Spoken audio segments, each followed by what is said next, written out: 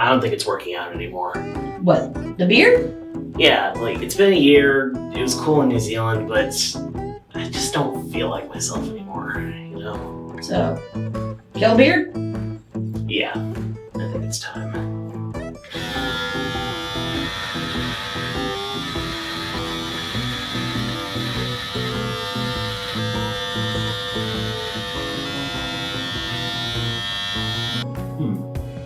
What do you think? I mean, you kind of got a Johnny Ringo cowboy thing going on there. Take it for a spin?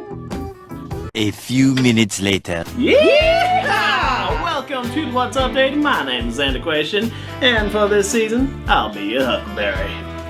Yeah, no, this ain't it. Alright, we gotta go to stage 2. A few moments later. We have to go further. Alright, what do you think? It's getting kind of a Coach vibe. Like Coach Lasso, Coach Tim, bit of both? Bit of both. 6.5 hours later. Welcome to the What's Update. I'm Coach Quation, and this season we're giving it 110%. We're leaving it all out on the field. OTSSS, only the strongest shows survive. Yeah, this ain't it either. Alright, we gotta go all the way. 3:28 a.m. I look like a complete jackass. I don't know, I think it's kind of cute. Yeah, no. It must be done.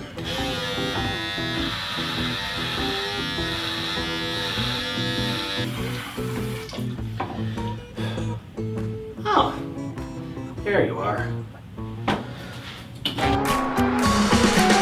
Recorded in front of a lively studio audience in rowdy Round Rock, Texas, it's the What's Update with Xander IMDb. Season 6. Cognitive dissonance and Socioeconomic disparity.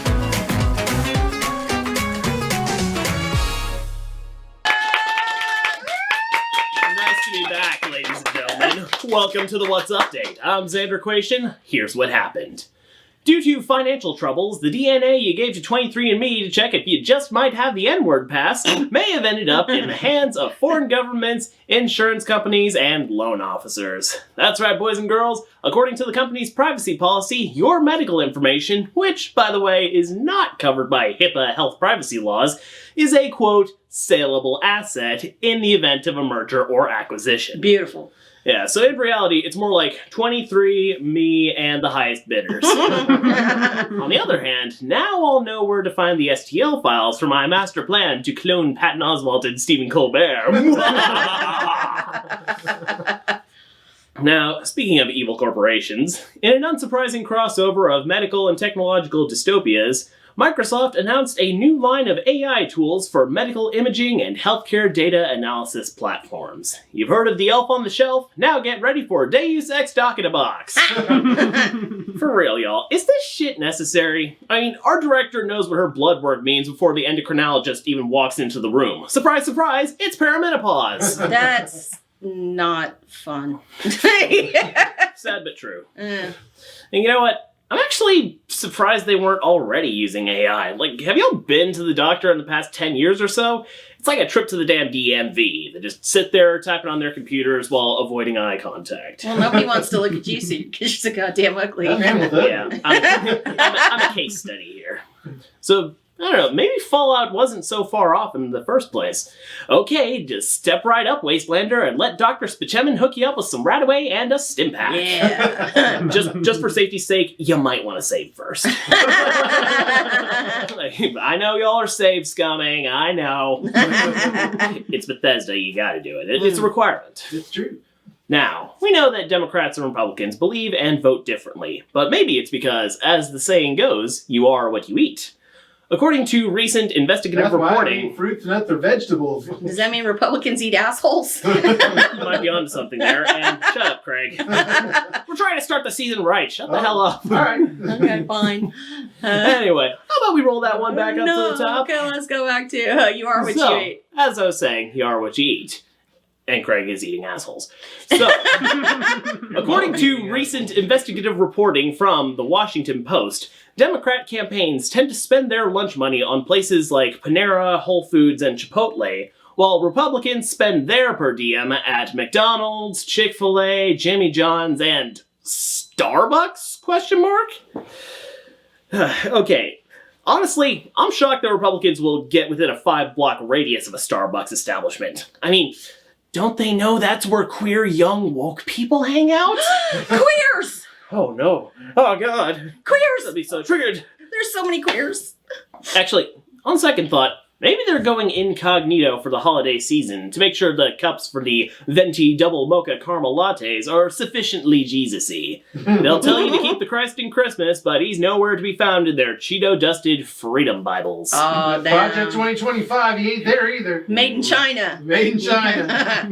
Made in Moscow. On a more serious note, for once, just confirming that Republicans eat Chick-fil-A and Democrats keep eating Chipotle, it's easy to see that one of these groups is full of shit and the other one can't get to the bathroom fast enough. But really, Republicans, Jimmy John's? How can y'all be too white for ranch dressing? And sideburn Jimmy John's, why don't you have ranch dressing? Everywhere has ranch dressing, you fucking mongoloids. Damn! It's getting a little personal. Jimmy John's ain't right. That's true. Moving on from trash humans to trash pandas, a Washington woman called 911 after dozens of raccoons began harassing her day and night. That's a lot of mammals. Yep. Responding to the call, Kitsap County Sheriff deputies reported 50 to 100 raccoons on the premises. Whoa. That's a lot. The woman had been peacefully feeding the critters for years, but things got out of hand with a recent explosion in the local population. Now they're scratching at her doors and windows at all hours, trying to get into her home, and swarming her when she gets out of her car. I figured there's a 50-50 chance they were either there for spare parts for the Milano or loot to sell on ThiefNet. Either way, all the copper wire in that house was gonna get boosted for sure. Better look out for your catalytic converter there, ma'am. Oh, yeah. I stole it. Speaking of vehicles, in other Trash Panda news, a Tesla owner on the Cybertruck Owners Club forum posted about a camping trip in Minnesota that went more than a little bit sideways. See, some raccoons, understandably, mistook his Cybertruck for a dumpster on wheels. Easy mistake. And proceeded to unsuccessfully break into the vehicle.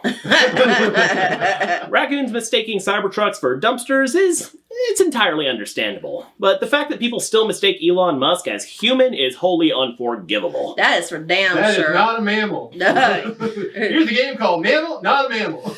Yeah, but does that mean he's a lizard person? Hey, watch your tongue, mammal. He's not affiliated with us. He's not cool enough to be full reptile. That's true. And speaking of apartheid Edison, Tesla recently announced the production and upcoming availability of a self-driving robo-taxi to add to the company's line of electric vehicles. Like, damn, and you thought Teslas were terrifying with drivers. Musk claims that this new line will allow you to, quote, fall asleep and wake up at your destination. Taking a page out of the old Cosby playbook. Knowing this company, it'll probably be your final destination. Overall, he who puts the twit in Twitter showed great enthusiasm about the project, claiming a 2027 release date at a maximum $30,000 price point. Though he claims that he may be, quote, a little optimistic. Going from the basic display of the first Teslas to the overblown promotion of the dumpster truck, Cybertruck. No, you were right in the first place. Yeah. Okay. I really wouldn't be surprised if these things go the explosive way of the Pinto upon release. Actually, maybe they would be safer if they let the raccoons drive. Don't drive angry. Stick around, we'll be right back. Yeah!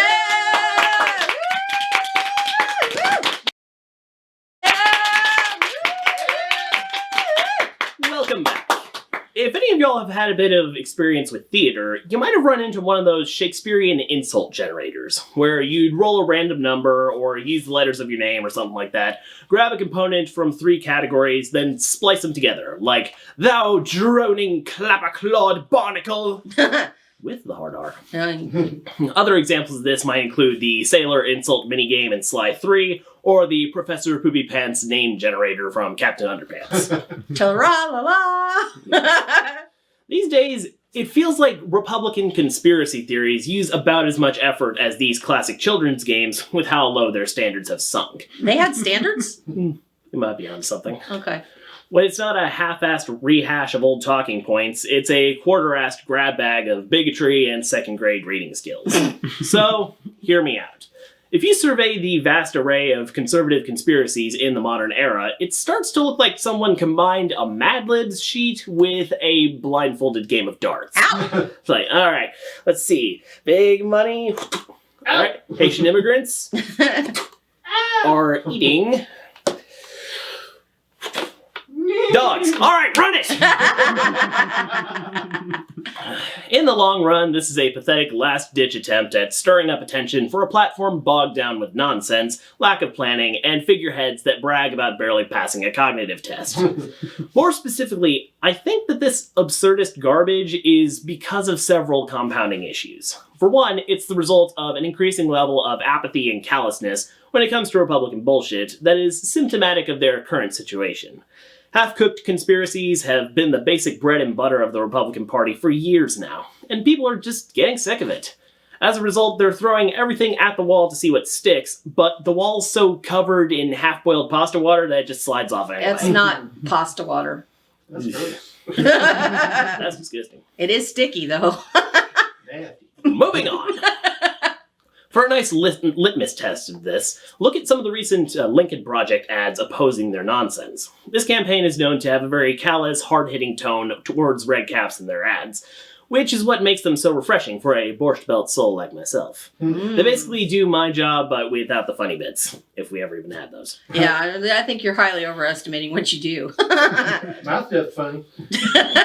Now, recent ads have incorporated two big things that reflect a larger perception of politics, that is, celebrities and exhaustion. The consistent tagline for recent LP ads has been, "It's time to be a man and vote for the woman." Yeah. Yeah. From there, most of the ads are focused on the holdouts and undecideds, who are somehow still on the fence about voting, telling them that this is a matter of the total destruction of democracy, and they need to get over their apathy and apprehension and do their goddamn due diligence. Yeah. Yeah. Fuckers. In this fashion, the overall approach to MAGA-based bullshit is to completely disregard it and just get shit done. It's essentially summed up in that one meme format. Like, I remember when Obama was born in Kenya, Hawaii, and Terrorist Town. Okay, Nana, let's get you your meds. However, aside from overexposure and lack of care, what exactly happened within the Red Cap ranks to change conspiracy theories from grand overarching stories of intrigue, espionage, and betrayal to something you'd see next to a Minions meme on Meemaw's Facebook page? Well, Occam's razor style, the easiest answer is the simplest: Trump. The MAGA crowd is consistently more obvious in their misdeeds than conservative activities of previous political eras. Comparing Fox News now to 15, 20-ish years ago, it's easy to see how things have changed. It used to be that conservative pundits would sprinkle little rumors into the reports under the guise of, "I'm just asking questions," which would then trickle down to the Republican bottom line and fester into the newest theory. This is how you got the classic Obama was born in insert country we don't like here conspiracy that is somehow making a comeback. He's not even running. Yeah, like, on that topic, can you please get some new material? It's getting depressing seeing old talking points like Hillary Clinton's emails or Hunter Biden's laptop popping up again. They aren't running, dumbass. Come up with something topical, why don't you? Back on track, nowadays, contrary to that classic indirect path of conspiracy creation, Fox, Newsmax, Breitbart, OANN, and the politicians they cover just start from the screaming phase, tossing off accusations like paper towels in a flood zone. Well, they're definitely tossing off. Mm-hmm. Going back to your earlier point about that's not pasta water. Now, this all came about as the shit given gained political prominence, and is likely the main reason for this shift. However, I don't think it's entirely his fault, for once. It's like, shocking, I know. I think this shift is symptomatic of the political equivalent of power creep. For those who need a refresher, power creep is a term used to describe an imbalance that arises when successive updates to a system outclass the old ones, leading to their lack of use. This is common in video games, comics, and anime, where subsequent updates, issues, and seasons keep raising the stakes and adding new abilities. The result of power creep is inevitably a lack of direction. Like, how do you present meaningful stakes and impact when you've already hit the ceiling? I think that this is what conservative media is going through with the modern state of their conspiracy theory nonsense. They've raised the stakes, gravity, and unbelievability so high that they have no choice but to cut directly to the shouting match with the most out-there theories. It's the issue with giving everyone a bullhorn to make it easier to hear. What are you supposed to do now that everyone is loud as hell? With the state of red cap fear-mongering, they keep having to shout louder and louder to keep their constituents' attention, and it's taking a toll on their yapping quality. Sooner or later, they'll have to find a way to wind it back down to a manageable level. And other fun jokes. Yeah, I was gonna say. Yeah. Or completely devolve into wordless shouting without any actual content. If you're brave enough to take a quick glance at their platforms, they aren't that far off. And while it would be funny to see Tucker Carlson and Sean Hannity fully return to Monkey on air, it would get annoying, well, more than usual, real fast. As someone who foolishly doubled up on communications and journalism for an undergraduate and somehow went back for a master's in media studies, I appreciate good storytelling, no matter how ridiculous it is. Following red cap logistics to some batshit conclusion is disturbing, don't get me wrong, but at least it's still entertaining. But if the current trajectory of hard-right storytelling continues to its caveman-esque endpoint, I can't say that it won't be amusing, but it definitely won't be as satisfying. Stick around, we'll be right back with an interview with sketch and stage comedic madman Michael Ian Black. Yeah! Guess how many billions Mark Cuban has? 2.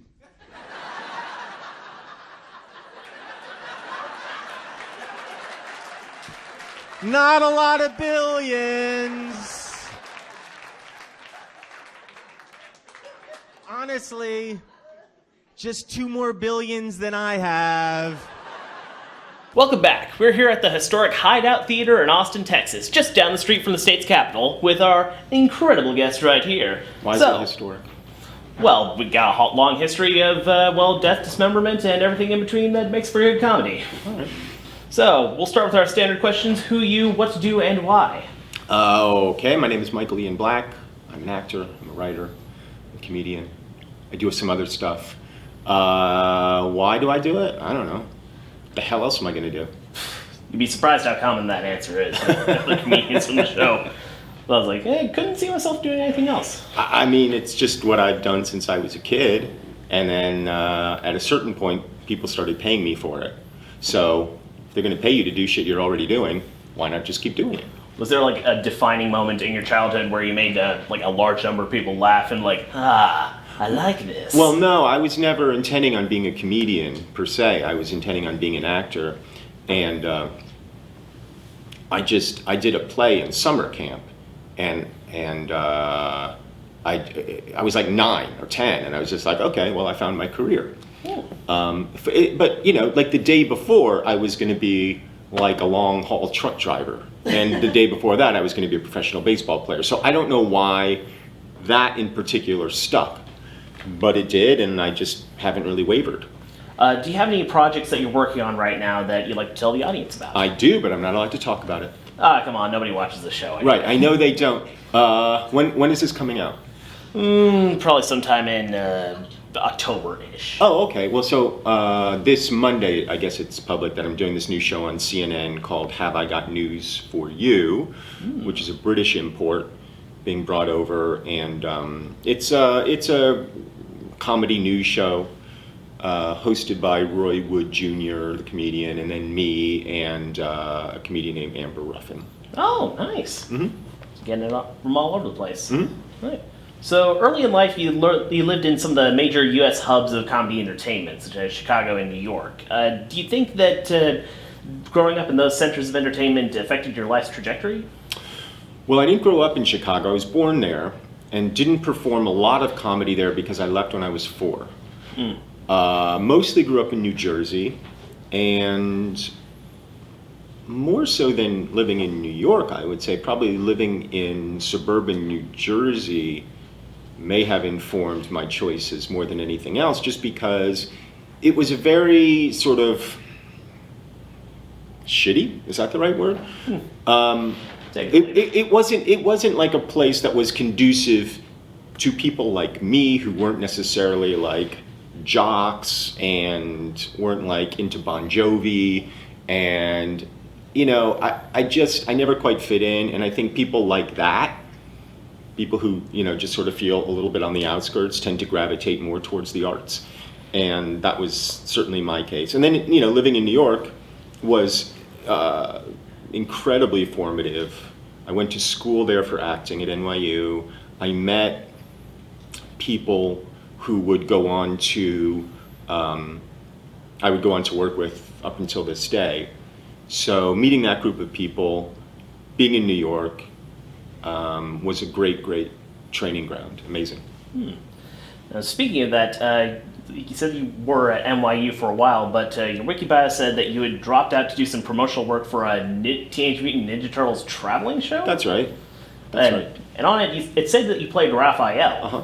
So... Well, we only had one suit. Oh. So it was me and my buddy traveling around the country in advance of the rock and roll Teenage Mutant Ninja Turtles coming out of our shell tour that was traveling all around. We would show up in a city a couple of days ahead and do whatever promotion was required. So we had one suit and two heads. So we had a Raphael head and we had a Michelangelo head. And then I would typically play Raphael, and my buddy would play Michelangelo. Well, given your comedic career, I would have figured Mikey would have been a shoo-in for you. I think I was more stoic, and that tends to lend itself more towards Raphael. I understand. Well, did growing up with that, or like going through your start of the career with SNL, or like watching SNL, did that influence what you decided to do later on when The State came about? Like anything on SNL that you're like, they're not really doing this, but we could. Well, the thing that really influenced me about SNL, the thing that I found really attractive was the very first cast. So I was too young for it, but I was able to see it sort of subsequently. They would play with this idea of what is true about themselves and what isn't true about themselves. So there would be a lot of jokes about John Belushi being on like a cocaine binge or something. And you knew that there was some truth to it, but to what extent, you didn't know. And there was something about the mythologizing of that I found really interesting. And when we started doing The State later on, I was really interested in bringing that sensibility to the group. Interesting. How did that impact interactions between the group? Like individual stories coming together and bouncing off of each other in different ways. Well, at first, they were very resistant to the idea because as a group, we kind of modeled ourselves more after Monty Python, the British sketch troupe. And they were almost kind of anonymous within their group. Like, you would sort of get to know their names, but there was never a moment where John Cleese would say, "Hello, I'm John Cleese." That was just wasn't a thing that they did. And that's kind of who we were sort of more focused on patterning ourselves after. And I felt like we were missing an opportunity. And so I would bring these sketches in where we would talk about who we actually are, or the comedic version of who we actually are. And it took a lot of persuasion before they allowed me and then subsequently the group to try that idea. And then once we did, it became kind of a popular thing that we did. I think I was the one who was always the most comfortable with it. I was always the one who was most comfortable going, "Hello, I'm Michael Ian Black," to camera. But in time, like it developed into a kind of signature thing that we did. What was like the main thing that finally like clicked it all together for like the entire cast being able to present that heightened version to the camera? Well, we started doing these sketches called "Hi, We're the State," which we would all just assemble and we'd say, "Hi, we're the State," and then we'd do this thing. But before we got to that, we did these contests. So one was called Sleep with the State, where the idea was if you wrote in, it was like a contest, and if you wrote into MTV, which is the network we were on, and said why you wanted to sleep with the state, you won. Like everybody who entered won. And it was this sort of, stupid idea of we'll just fuck anybody. And I think they responded to that idea initially, this absurd idea of sort of interacting with fans. There was one called Lunch with the State, where you literally just buy us lunch. You're not allowed to come, but we'll eat lunch on your dime. Those ideas, the sort of like with the state, where like you interacting with all of us as collective, I think sort of paved the way for us to kind of then individuate. All right, so within the core cast of the state, there seem to be some groups that like stick together to work on each other's projects a lot more of the time. Like, for instance, you, David Wayne, and Michael Showalter seem to consistently team up for whatever productions are on the docket. So how did that partnership form and evolve? It was literally geography. Like, so after the state ended, a lot of the group went to LA, and some of us stayed in New York. And because we were in New York, like, we just started doing shit together. I mean, some of that started before, like me, David, and Michael Showalter started a alternative night of stand-up in New York called Stella, because we had been performing on other people's shows. And because we weren't stand-ups, we would develop these bits. We would do them once, and then there'd be no other place to do them.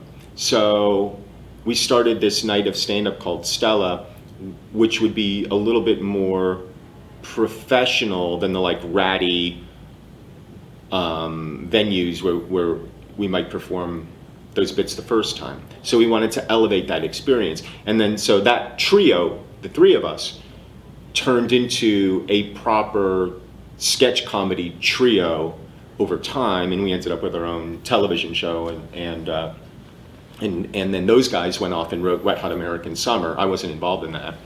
And then sometimes when I'm in LA, for example, 4 of the other guys started Reno 911, so I would go do that, or, there's just a lot of things where we just show up in each other's projects. And it was mostly literally just a function of geography. Yeah. I have noticed that Joe Latrulio, Ken Marino, and Kerry Keeney seem to be down for pretty much anything with any of the old crew. Yeah, of course. So was that also the case with writing some of the more absurd and unusual sketches on the state? Well, I mean, more absurd than usual. In terms of having them do stuff? Yeah, were they just like down for everything there? And we were all down for everything. But like Kerry would be in a lot more stuff because she was just the only woman in the group. And then Ken Marino, who's this sort of, Goomba, handsome leading man, he was the only one of us that kind of fit that bill. So he, would do those things. And then Joe, who you might know from Brooklyn Nine-Nine, was just, everybody just liked him. And we don't all like each other all the time, but nobody was ever mad at Joe. So, Joe, you could always put Joe in stuff. He's the Ringo of the group. Yeah. He's the what? The Ringo. He's the Ringo. Yeah, that's a pretty good analogy. He's always got a very distinct look and sound to him, and you can just plop him anywhere, like Paul. Oh, God. He's a particular favorite of the family. Mm. So, as you were talking about before about the state reunion tour, could you tell me a little bit more about how all that came together during that era? Mostly email. It was mostly people going, hey, do you want to do this? Yeah, let's do this. And then some Zoom calls. Should we do this sketch or that sketch? Okay. And then a lot of rehearsal. I mean, just the way you'd put on anything. So just emailing back and forth. All right, let's compare outstanding debts. Well, we knew, look, there's a lot of us in that group, and we knew, like, that pie was going to slice pretty thin. So none of us were looking to, like, pay off credit cards with it. It was mostly about getting together and having fun and making a little bit of money. Paying off the credit cards is what the gambling's for. Yes, that's exactly right. Did y'all get how was the response from like venues and stuff? Like, was there enthusiasm from various places that y'all were going to play that they're like, hell yeah, let's book this? So, when you're booking a venue, like, that's the nice thing about having representation. We don't deal with any of that shit, so we had an agent booking the venues and working out the logistics. So, from a venue point of view, I don't know that any of them give a shit whether it's us or, Megadeth coming in. It's all the same to them. But what we weren't sure about, and what ended up being really heartening, was that there was an audience for it at all. Like, we didn't know if anybody would show up. We didn't know if anybody remembered us or cared. So the fact that people did and showed up and were enthusiastic and had a good time, like, that was the nicest part of the tour for us, And the fact that, like, we didn't want to do, like, a nostalgia show. Even though we were doing old sketches, we also had a lot of things that nobody had ever seen before. And we also, we would improv a lot during the show. And it was a conscious effort to make it feel like this is a living organism. This isn't a museum piece. Like, this is what we do. This is who we are. And I think we succeeded in that. I mean, I guess I'd have to talk to individual audience members. I know a lot of people are like, oh my God, that was such a great blast from the past. And that's fine for them. But for us, it was about something totally different. I imagine it had a lot of impact on the Gen Xers who saw the state as it was coming out, and then if there's Z kids who are like, oh, these people are actually real? Yeah. Seems a bit absurd. Usually we have a season-long question for our interviewees. We were considering, if you had to be if you would consider yourself a kitchen appliance, which would you be? That's the question that you're asking everybody? I mean, that's what she proposed, Bridget. She. A kitchen Bridget. appliance. Yes, if Yes. you're going to be a kitchen appliance, which one would you be and why? Yeah, consider this the litmus test. Yes, we'll see if it works. Probably a salad spinner. Oh. Any particular reason? Well, it's by far the most fun kitchen appliance. There's almost a competitive aspect to it. There's a physical aspect to it. You just get to do this. It's almost like playing whack-a-mole. And then if you're to imagine yourself as the kitchen appliance, you get to be like on the rotor in the carnival. Till tomorrow. Well, the rotor, that The one thing that spins where around. you're just like The up against mixer. the wall and centrifugal Yeah. force. It just seems like either from the user interface or from the appliance's point of view, it's probably the most fun. But we're going with the as seen on TV version where you press down and it spins rather than the classic hand crank. Like, Oh yeah, no, this is the one with the button on the top. Yes. Where it feels like you're playing a game. I love that. That's one of the best kitchen appliances ever made. all right. Well, we'll see how that works out for the rest of the season. Yeah. So, Michael Ian Black, everybody. We'll be right back. Oh hey, thank you very much for watching. First, we want to thank our awesome guest, Michael Ian Black. He was super generous with his time and is a genuinely smart and funny dude. The full interview will be up on our channel soon, so subscribe to get alerts for that. It will be worth it. We also want to send a huge thank you to the Hideout Theater and Coffee House, and especially to Kareem Badur for letting us use their main stage to film the interview. The Hideout is an improvisational theater and school at 617 Congress Avenue in Austin. They've been making people laugh and teaching people how to be funny since 1999. If you have a chance, go see a show, and be sure to stay for a Gorilla Mocha or the Hideout Hazelnut. We've had both, and they are to die for. Most of all, we want to thank the half dozen or so of you who watch this nonsense regularly. When we started doing the show in 2020, right before the plague hit, we never could have imagined we would still be doing this in 6 seasons in. This is our 50th episode overall, and our first one back from a mini summer break. We're shooting this episode 2 weeks before the election, so hopefully when we come back for the next episode, we can celebrate the first woman president of the United States. Yep. Or we'll have to go into hiding to avoid the tangerine toddlers roaming squads of psycho patriots looking to squash dissent by any means necessary. That means you, jackass. Yep. Either way, try to stay sane, tell the people you care about that you love them, and remember to like, share, and subscribe, and as always, it is what it is.